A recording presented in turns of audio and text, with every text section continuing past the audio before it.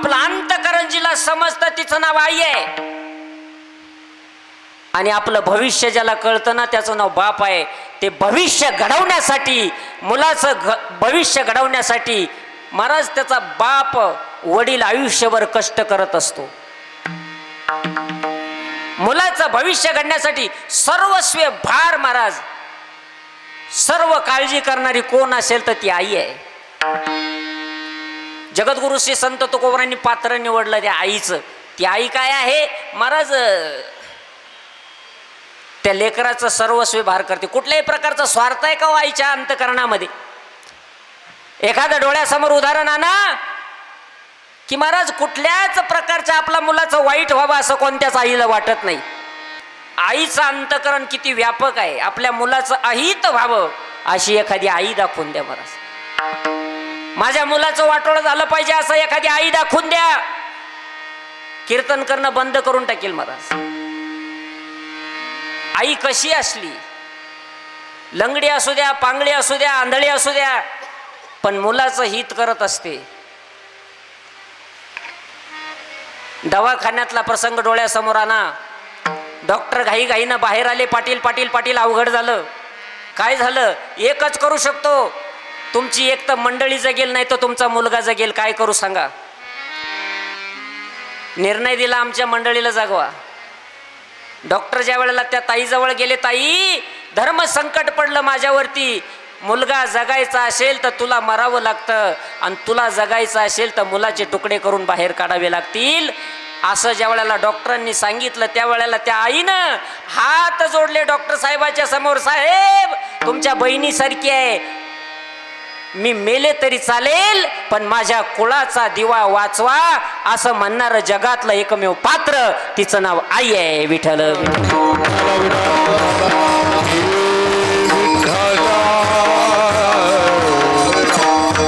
एखाद्या वेळेला असंही चित्र डोळ्यासमोर आणा, सुनबाईचं आणि आईचं पटत नाही. रोज घरामध्ये किटकिट भांडण आहे, आणि एक वेळेला त्या मुलाच्या समोर प्रश्न पडला, मंडळीचं ऐकावं का आईचं ऐकावं? अशा अवस्थेमध्ये महाराज त्यानं निर्णय घेतला आणि त्यानं महाराज आईला घरातून बाहेर काढून दिलं.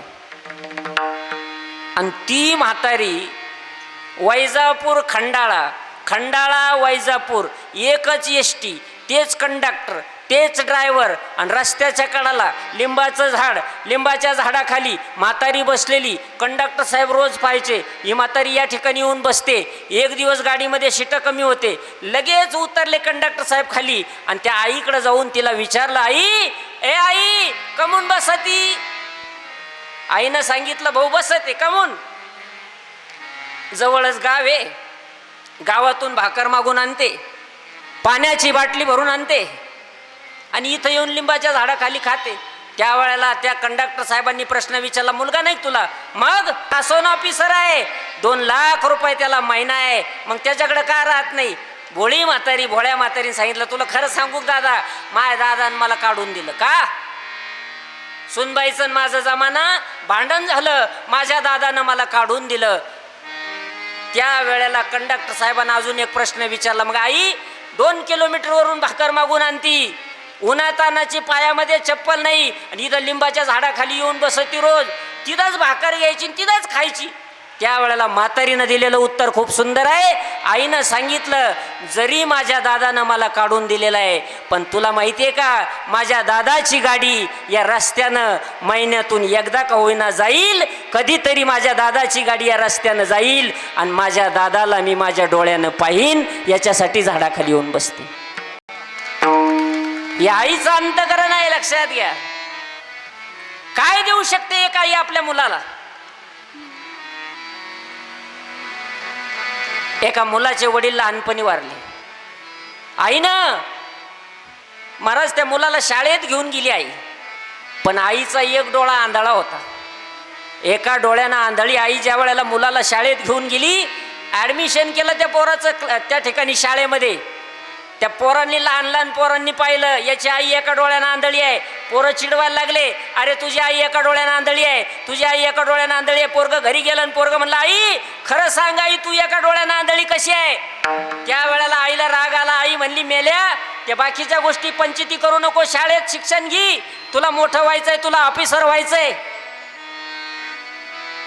5वी 6वी 7वी 8वी 10वी पर्यंत पोरग विचारत होतं, आई तू एका डोळ्यानं आंधळी का? पण नाही सांगितलं. 98% मार्क मिळून पोरग तालुक्यामध्ये पहिला आलं 10वीला.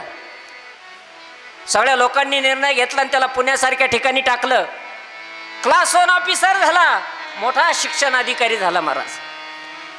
पण लहानपणापासून विचारित होता आईला एका डोळ्यानं आंधळी का? उत्तर दिलं नाही. पुढं रागराग करू लागला आईचा, का मी लहानपणापासून जी गोष्ट विचारतो त्या म्हातारीनं मला का सांगू नाही, म्हणून आईला सोडून दिलं गावामध्ये आणि महाराज पुण्याला राहायला लागला. पुण्याला राहतोय त्या वेळेला, ज्या वेळेला म्हातारी गेली, थकली, आता गावातले लोक म्हणले इथं नाही, मुलाकडे जाऊन राहा ना.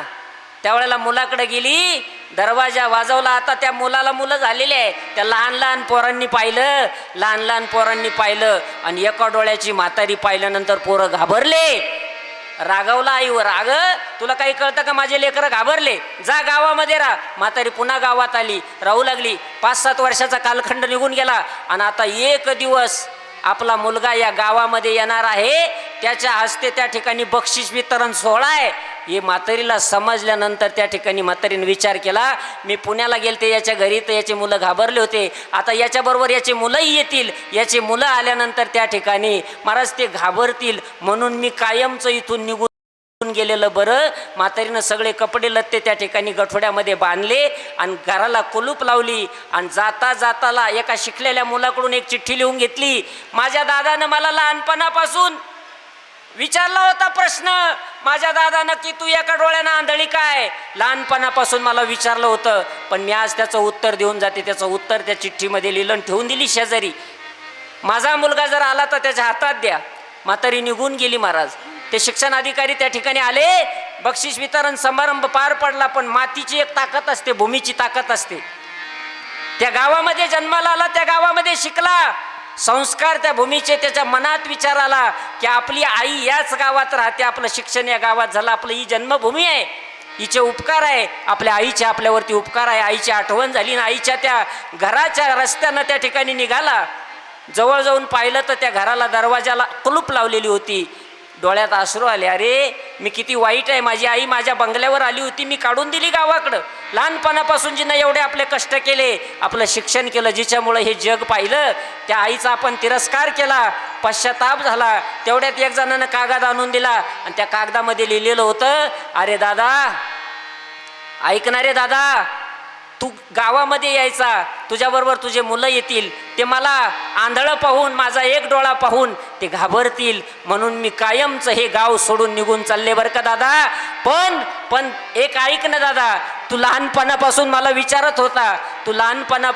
विचारत होता, की तुझा एक डोळा आंधळा कसा, त्याचं उत्तर मी तुला आज देते. ऐक ना दादा, तू लहान होता रे, लहान होता, तुझे पप्पा चांगलं कमावत होते, चांगले पैसे येत होते, अगदी टामटुमीत मजेत होतं. ज्या काळामध्ये कोणाकडेच गाडी नव्हती, त्या काळामध्ये आपल्याकडं बुलेट गाडी होती रे राजा. आणि ती गाडी घेऊन तुझे पप्पा, तू आणि मी आपण तीर्थयात्रेला, जत्रेला जात असताना, दर्शनाला जात असताना समोरून एक ट्रक आला, त्या ट्रकने अपघात केला, ॲक्सिडेंट झाला, तुझे वडील जाग्यावर एक्सपायर झाले, तुझे वडील गेले, पण तुझ्या डोळ्याला इजा झाली होती. तुला घेऊन जवळच्या दवाखान्यात मी पळत पळत गेले, मी डॉक्टरचे पाय धरले, डॉक्टर साहेबाला सांगितलं, डॉक्टर साहेब माझा मुलगा जगला पाहिजे, कुळाचा दिवा वाचला पाहिजे. डॉक्टर साहेबांनी सांगितलं एक ऑपरेशन करावं लागेल, याचा एक डोळा निकामा झालेला आहे, याला दुसरा डोळा टाकायचा असेल तर ऑपरेशन करावं लागेल. आणि डॉक्टरांनी ते ऑपरेशन केलं, ऑपरेशन सक्सेस झालं. आणि त्याच वेळेला माझा एक डोळा काढला आणि तो तुला टाकला, म्हणून तुझी आई एका डोळ्यानं आंधळी आहे.